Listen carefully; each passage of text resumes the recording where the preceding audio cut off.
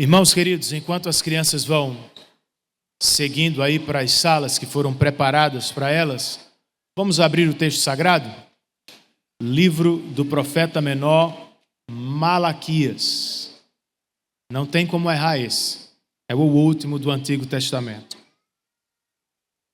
Abra no Novo, pegue voltando, rapidinho você vai encontrar Malaquias. E nesta manhã, para abrir a exposição deste texto, nós vamos ler e meditar em Malaquias 1, do verso 1 ao verso de número 5.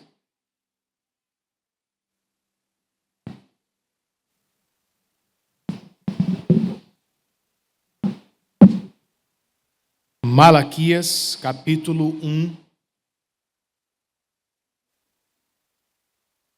verso 1 ao verso de número 5.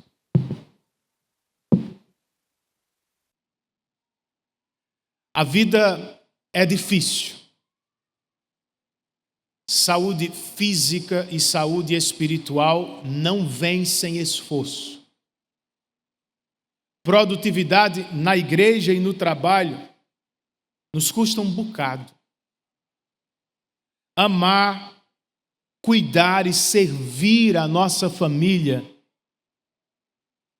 às vezes, exige muito de cada um de nós. Então veja, a vida no seu dia a dia já é difícil. Contudo, em alguns momentos ela pode se tornar insuportavelmente difícil. É uma doença na juventude que limita o presente e ameaça o futuro. É a tal da crise da meia-idade.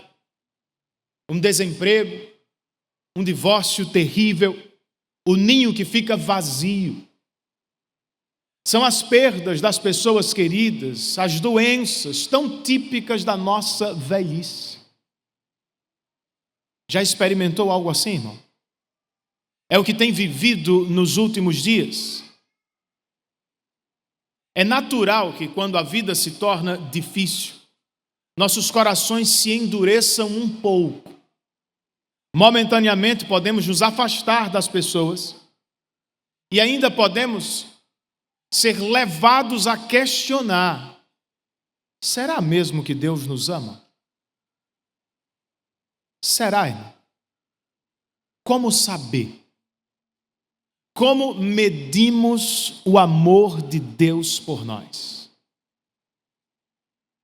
É sobre isso que vamos estudar nesta manhã, com esta porção das Sagradas Escrituras. Malaquias, capítulo 1, do verso 1 ao verso 5. Ouça a palavra de Deus com fé. Sentença pronunciada pelo Senhor contra Israel, por meio de Malaquias. O Senhor diz: eu sempre os amei. Mas vocês perguntam: como é que nos amaste?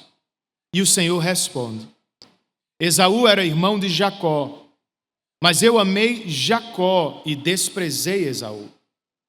Fiz os montes de Edom uma desolação e dei a sua herança aos chacais do deserto. Se Edom disser: fomos destruídos, mas vamos reconstruir o que está em ruínas, o Senhor dos Exércitos responderá: eles podem até reconstruir, mas eu vou derrubar outra vez. E a terra deles será chamada de terra da maldade, e povo contra quem o Senhor está irado para sempre. Vocês verão isso com os seus olhos e dirão: o Senhor é grande, também fora das fronteiras de Israel. Vamos orar? Senhor, Tu nos conheces perfeitamente. E Tu sabes como chegamos aqui. Quais são os anseios, receios, quais são as dúvidas que nos perturbam e perseguem. E quem sabe é esta: a dúvida quanto ao Teu amor. Fala-nos, ó Espírito, em Tua palavra poderosamente. e retira de nós qualquer desconfiança, mata a nossa incredulidade e nos faz crescer no conhecimento do teu amor por nós. É o que nós te pedimos, em nome de Jesus e para a glória dele. Amém.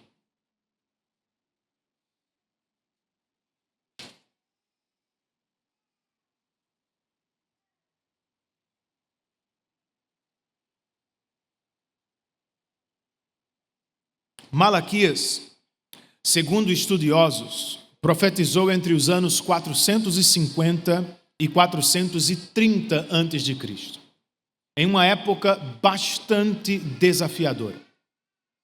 Os judeus tinham voltado do cativeiro da Babilônia, mas nada era como antes.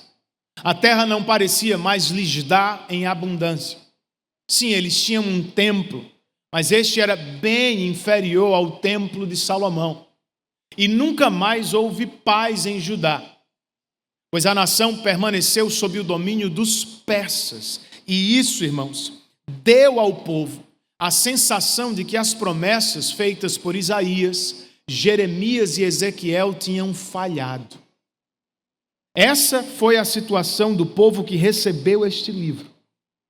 Falando do livro em si, diferentemente de outros profetas, que basicamente trazem a palavra do Senhor ao seu povo, Malaquias é feito de um diálogo.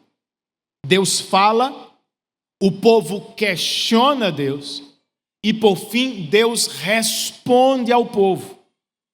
E esses questionamentos começam com a questão do amor. Diante da situação difícil que viviam, os israelitas do sul se perguntavam: Deus nos ama mesmo? Deus ainda nos quer bem? A resposta deste texto, para os primeiros leitores e para os leitores atuais, é a mesma. Sim, Deus ama o seu povo. Na verdade, a resposta do texto e de toda a Bíblia é sim, Deus sempre amou o seu povo. Mas como? Ou melhor, com que tipo de amor Deus ama o seu povo? Em primeiro lugar, queridos, segundo este texto, Deus ama o seu povo com um amor pesado. Verso de número 1. Sentença pronunciada pelo Senhor contra Israel por meio de Malaquias. Sentença, vocês devem lembrar de Abacuque ainda. É a tradução de Massá, que significa literalmente peso. Por essa razão, a Revista e Corrigida traz em seu texto peso da palavra do Senhor. Em Abacuque, o profeta nos disse que a sentença era revelada pelo Senhor. Em Malaquias, o texto nos diz que esta sentença é revelada ou pronunciada pelo Senhor, e isto contra Israel. Jonas tinha que pregar contra os ninivitas. Se lembram disso? Malaquias tem que pregar contra os israelitas. Ele tem que pregar uma mensagem pesada contra o povo de Deus. Ainda assim, há graça nesta mensagem pesada. Israel foi o nome que Deus deu a Jacó lá atrás. E posteriormente este nome foi dado aos 12 filhos de Jacó, que ficaram conhecidos pelas 12 tribos de Israel. Só que isso foi lá atrás. Israel não existe mais assim. Em 722 a.C., as 10 tribos do norte foram tomadas e espalhadas pelos assírios. Em 586, as 2 tribos do sul foram levadas para o cativeiro da Babilônia. 100 anos já se passaram do cativeiro. E os que voltaram para Jerusalém eram agora conhecidos por judeus. Mas veja, Deus insiste em tratá-los pelo nome que lhes deu, Israel, revelando assim que a sua aliança permanecia de pé com seu povo. Pastor, mas quem vai entregar esta sentença pesada ao Israel de Deus? Nós lemos no verso 1. A sentença foi pronunciada pelo Senhor contra Israel, mas ela foi comunicada por meio de Malaquias. Geralmente os profetas se apresentam assim: palavra de Isaías, filho de Amós; palavra de Ezequiel, filho de Buzi. De Malaquias, quase nada sabemos. De quem era filho, de onde vinha, não sabemos. O que, segundo o pastor Ian Duguid, pode ser deliberado. Por meio de Malaquias, é uma expressão idiomática que tira o foco do mensageiro e o coloca na mensagem que ele precisa comunicar. E como isso pode nos fazer bem hoje? Isso o quê? Lembrar que a mensagem é muito maior do que o mensageiro. Por vezes, o medo que temos de falar em público nasce de uma preocupação exagerada consigo mesmo. Será que as pessoas vão gostar? Será que elas vão me aplaudir depois da minha apresentação? Serei apreciado pelas pessoas? Serei honrado diante das pessoas pelo que eu falei ou por como eu comuniquei? Irmão, o mensageiro não é um artigo em exibição.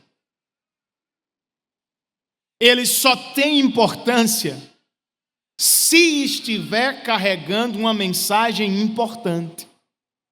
No nosso caso, a mensagem importante é a pesada palavra do Senhor. A palavra do Senhor é pesada não porque é enfadonha, não porque é entediante, não porque é chata, antiquada, não. A palavra do Senhor para nós é pesada porque é rica em conteúdo. A palavra do Senhor é pesada para nós porque ela é eterna e vem do próprio Deus. A palavra do Senhor é pesada para nós porque ela é séria e exige da nossa atenção uma resposta imediata. Esconda-se por trás da palavra do Senhor e você vai vencer o medo. Comprometa-se com entregar só a mensagem do Senhor e você estará segura, irmã. Porque no final do dia, o que importa de verdade, como disse João Batista, é que Cristo cresça e que eu diminua diante dele.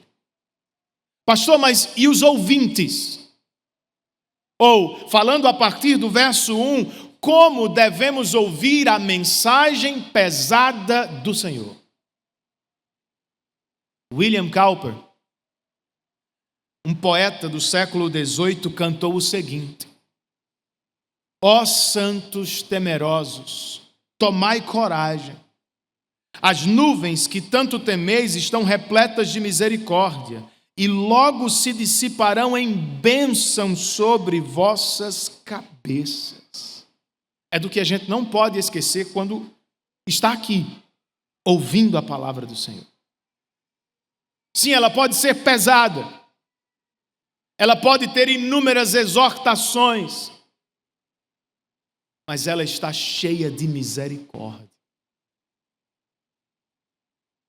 Malaquias vai exortar o povo de Israel, vai chamar a atenção dos israelitas do sul, mas veja, Ele vai fazê-lo porque Deus ama o seu povo. Ele vai fazê-lo porque Deus não desiste de seu Israel. Funciona do mesmo jeito com a gente. Então, quando você ouve, Deus tem uma palavra pesada contra mim, talvez o batimento cardíaco acelere um pouco. Pode ser que você interprete como o convite do chefe, ou o convite inesperado do diretor da escola. Não. As nuvens da palavra de Deus podem estar pesadas, mas elas carregam misericórdias para o povo da aliança. Receba a palavra de Deus, seja ela qual for, nesta manhã. Este é o amor de Deus, o amor de um tipo pesado, irmãos. Em segundo lugar, Deus ama o seu povo com um amor soberano. Verso 2. O Senhor diz: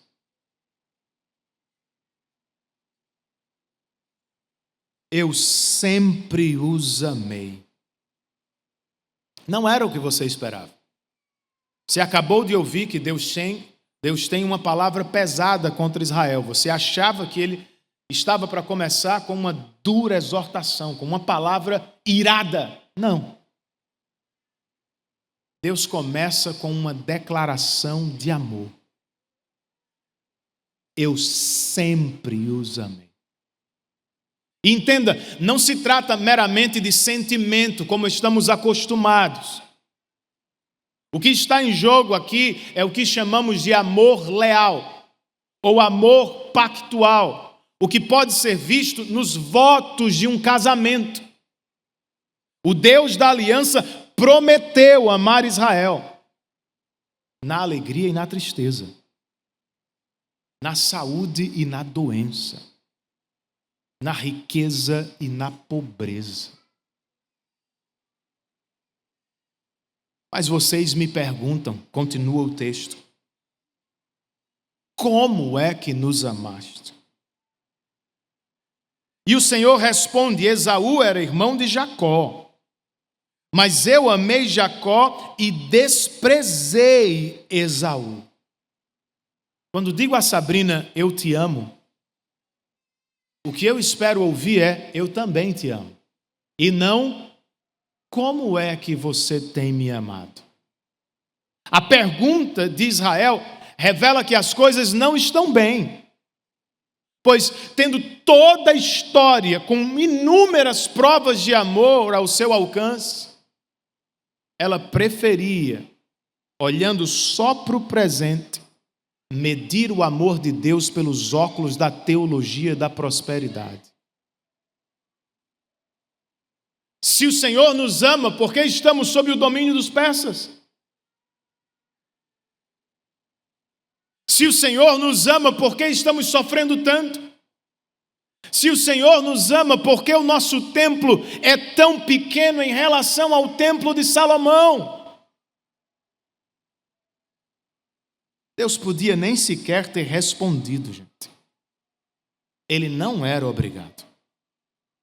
Contudo, por amor, amor paciente, amor que persevera, amor que não desiste, o Senhor responde assim: Esaú era irmão de Jacó, mas eu amei Jacó e desprezei Esaú. Outra vez, esta é a linguagem da aliança. Jacó e Esaú eram gêmeos, vocês se lembram disso. No entanto, podendo escolher Esaú, soberanamente, Deus entra em aliança com Jacó. Essa é a prova do amor divino. Não são as circunstâncias favoráveis da vida. É a escolha soberana de Deus. Você crê nessa doutrina? Você ainda treme diante do amor eletivo de Deus. Podendo escolher qualquer pessoa, teu vizinho de porta, irmão, teu amigo de escola, Deus escolheu você. Por quê? Ah, pastor, é porque eu era mais obediente do que meu amigo da escola. Ou não, pastor, é porque eu sou mais justo do que o meu vizinho de porta. Que nada, irmão. Essencialmente, entenda, nós somos todos irmãos gêmeos de Esaú. Seu amigo de escola pode ter se vendido por um prato de lentilha, como fez Esaú. Mas você, como Jacó, já levou vantagem sobre alguém. Seu vizinho de porta pode estar no terceiro casamento, como era o caso de Esaú. Mas como Jacó, você já deve ter amargado as escolhas erradas que fez na vida. Então por que Deus nos escolheu? Por que Deus resolveu nos amar? Por que Ele decidiu nos tomar por sua noiva? Não foi tua obediência, irmão. Nem foi o meu mérito. Não foi porque você tirou 10 na prova de santidade, ou porque eu livremente escolhi o Senhor. Não! O Senhor nos escolheu incondicionalmente. Sabe o que significa? Antes que fizéssemos qualquer coisa, boa ou má, Ele decidiu nos amar. O Senhor nos escolheu soberanamente. Não foi forçado, não foi empurrado, não foi obrigado. Unilateralmente, Ele resolveu nos amar. O Senhor nos escolheu livremente, irmãos. Sem mérito seu. Sem obra alguma minha, antes da fundação do mundo, por pura graça, Ele decidiu nos amar. De novo eu te pergunto, tu ainda treme diante dessa doutrina? Você ainda se emociona com isso? Você ainda para pensar?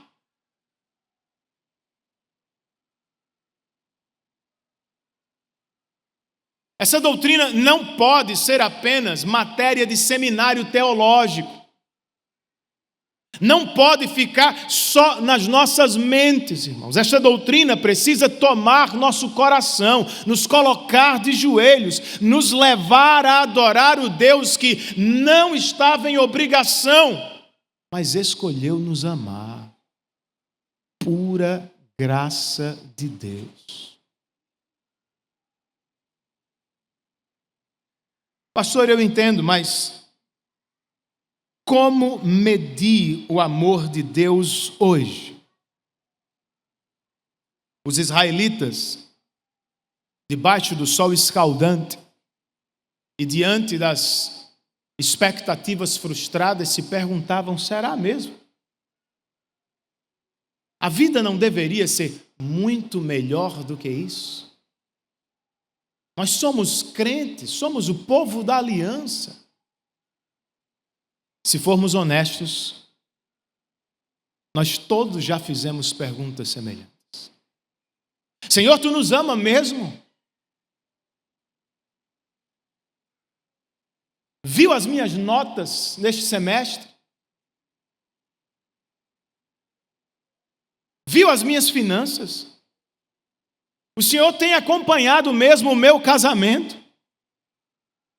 Isso é amor? Tu me amas mesmo? Essa é a lógica da teologia da prosperidade, que vem do quinto dos infernos e não do coração do céu. De Satanás e não de Deus.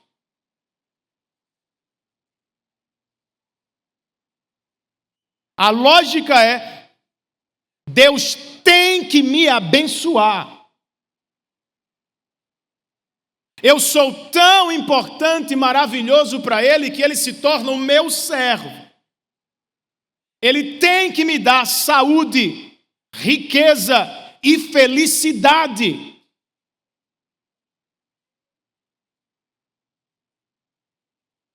Não sei se você já parou para pensar,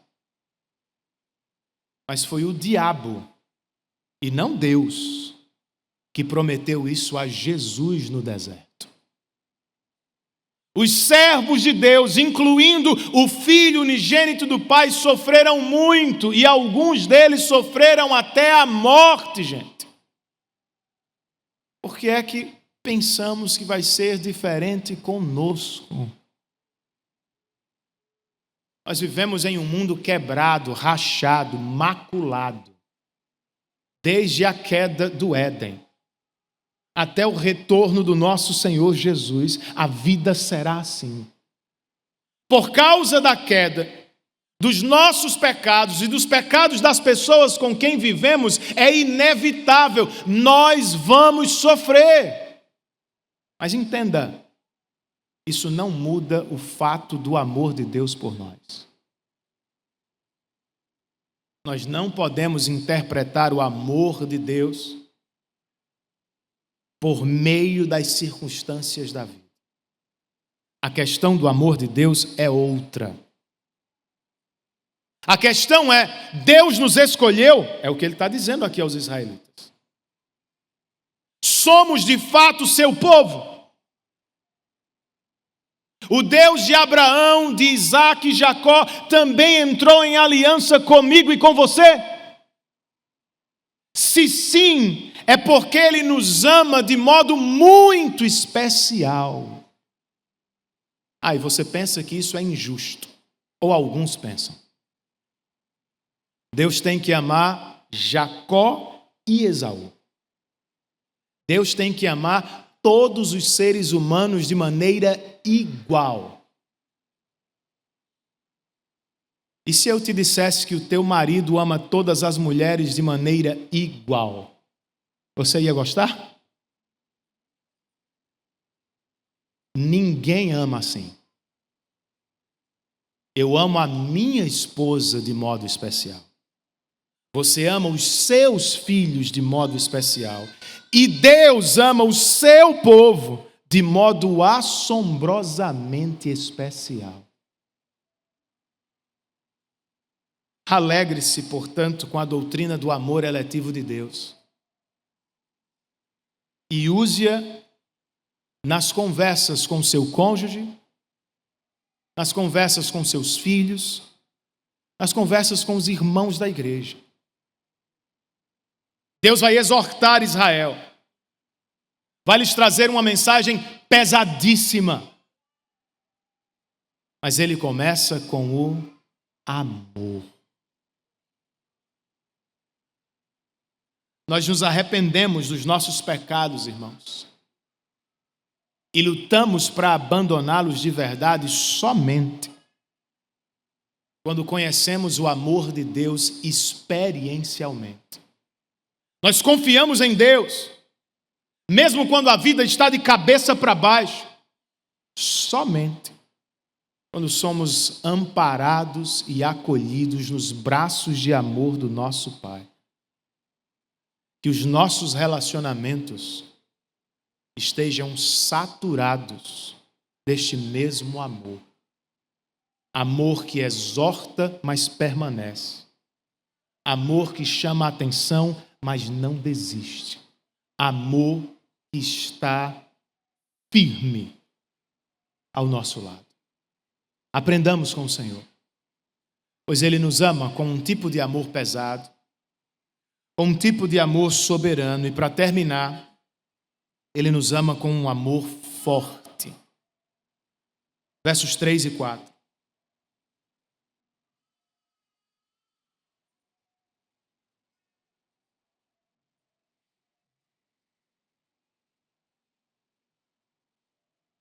E desprezei Esaú, Fiz os montes de Edom uma desolação e dei a sua herança aos chacais do deserto. Se Edom disser, fomos destruídos, mas vamos reconstruir o que está em ruínas, o Senhor dos Exércitos responderá, eles podem até reconstruir, mas eu vou derrubar outra vez. E a terra deles será chamada de terra da maldade, povo contra quem o Senhor está irado para sempre. E desprezei Esaú. O que significa?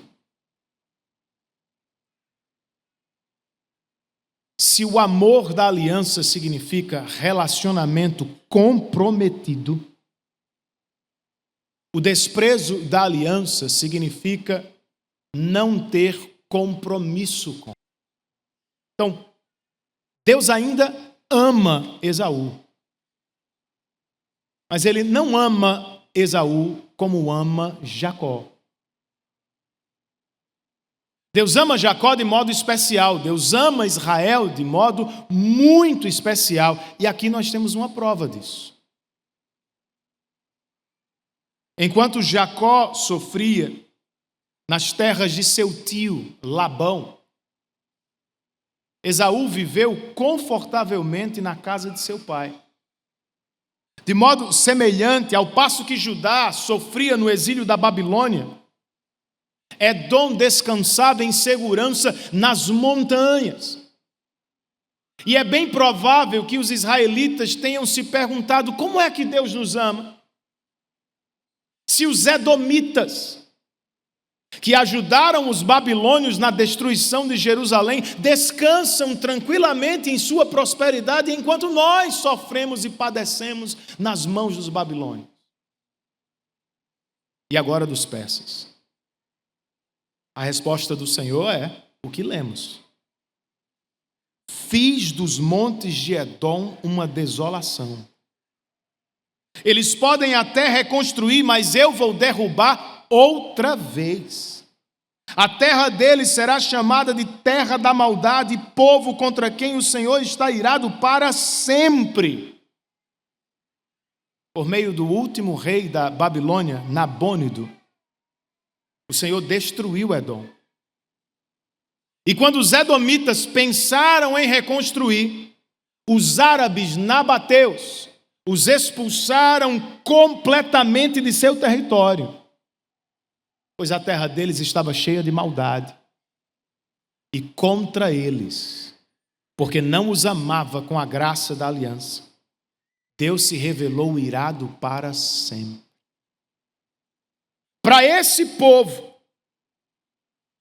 Israel deve olhar. É o que Deus espera de seu povo no verso 5. Vejam. O texto diz, vocês verão isso com seus olhos e dirão, o Senhor é grande também fora das fronteiras de Israel. O Deus de Israel é o Deus dos exércitos, verso 4. O que significa que ele luta e defende o seu povo. O Deus de Israel é o Deus grande, verso 5. Ele age até mesmo para além das fronteiras de Israel. Vejam isso, israelitas, e temam o Deus que os escolheu. Vejam isso e entendam que o Senhor está trabalhando não só em Israel, mas em todo o mundo. Pois o mundo e tudo que nele há também pertencem ao Senhor. Será que estamos vendo, irmãos? Por vezes duvidamos do amor de Deus, porque invejamos o povo sem Deus. Nos achamos distantes do que gostaríamos de viver, enquanto as pessoas que desprezam o Senhor parecem desfrutar de tudo que há de melhor na terra. Mas eu te pergunto, você acha que isso é verdade mesmo? Nós só vemos Edom de longe, nos montes, na TV, nas revistas, no Instagram. E nós só estamos com os edomitas em momentos pontuais da vida. Geralmente momentos bons, festas, celebrações, condecorações. Mas se nos aproximássemos deles, talvez pudéssemos ver a tribulação de seus corações. Se os conhecêssemos mesmo de perto, talvez fôssemos capazes de enxergar o vazio e o sofrimento de suas almas. Nem tudo o que parece é, irmãos. E vejam, os edomitas não existem mais. Viveram por séculos seguros nas montanhas, e enquanto desprezavam a Deus e maltratavam o seu povo, pensavam que Deus jamais os julgaria. Deus os julgou.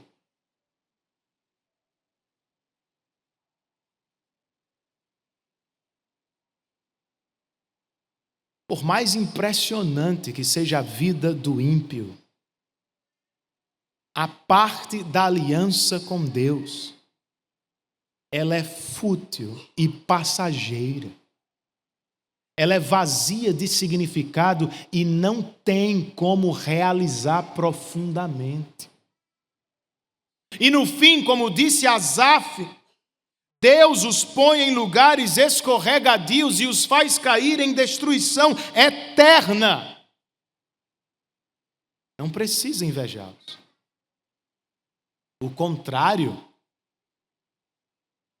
por causa do amor eletivo de Deus, também é verdadeiro.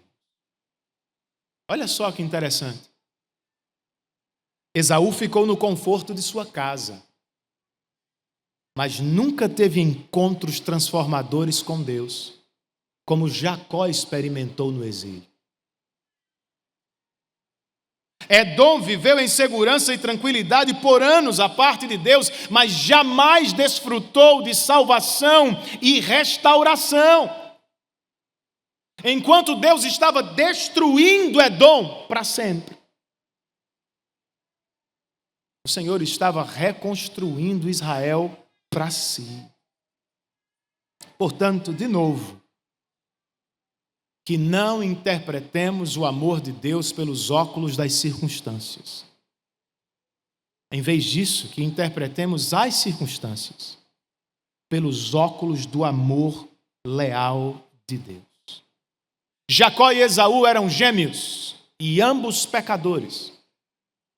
Edom e Israel pecaram contra o Senhor e por isso sofreram. No entanto, por pura graça, Deus amou Jacó e desprezou Esaú. Deus restaurou Israel e nunca restaurou Edom. E aqui está a nossa segurança, irmãos. No amor forte, leal e inabalável do nosso Deus. Entenda, por mais que o mundo diga o contrário, o senso comum prova isso. O pecado exige punição. O pecado exige juízo. E se Deus não julgasse a humanidade,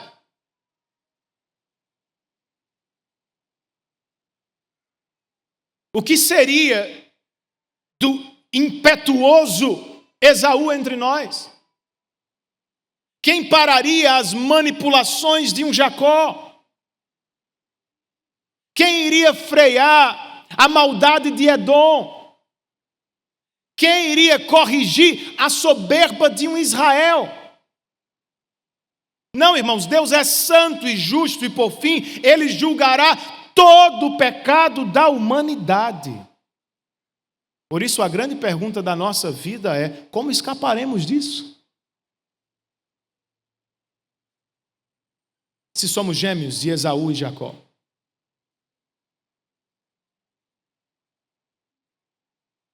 A boa notícia do Evangelho. A mensagem central de toda a Bíblia nos ensina que é possível passar pelo juízo e encontrar restauração do outro lado. Como? Maravilha das maravilhas. A justiça de Deus não só vai cair sobre quem merece recebê-la. A justiça de Deus já caiu sobre alguém que não merecia recebê-la. De quem é que eu estou falando? De Cristo, irmão,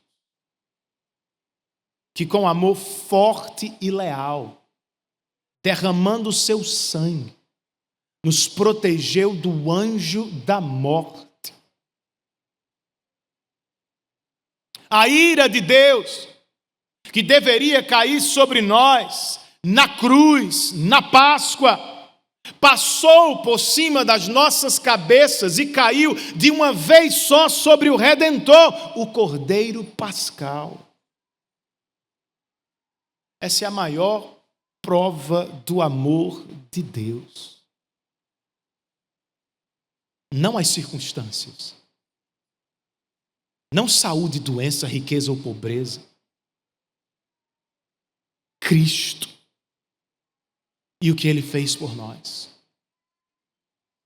Pastor, mas como saber se eu sou povo da aliança ou não?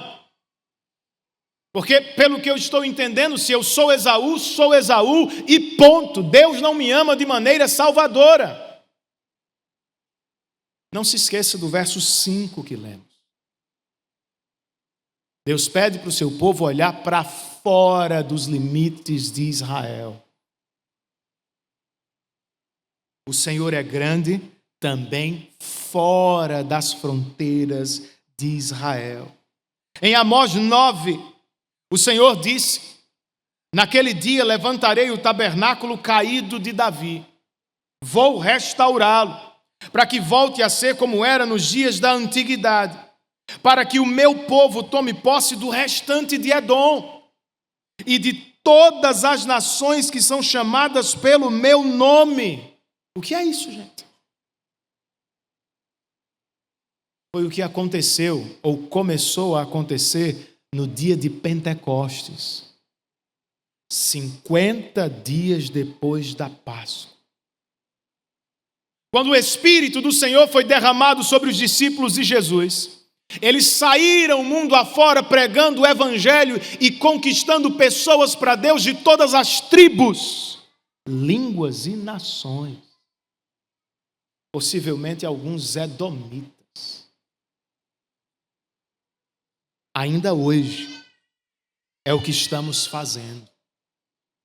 De modo que você não precisa se enxergar fora do povo de Deus para sempre. Tenha você nascido ou não numa família evangélica. Tenha você crescido ou não em uma igreja evangélica. A porta da graça de Deus ainda está aberta. O amor de Deus por você não é determinado por seus pecados ou fraqueza. Nem é medido por sua força ou religião. O amor de Deus por você e por mim está no fato de que Deus enviou seu Filho ao mundo para, como nossa Páscoa, tomar nosso lugar na cruz do Calvário e pagar pela nossa salvação. É assim que entende a Páscoa também? Seus olhos já foram abertos para contemplar o amor de Deus por você?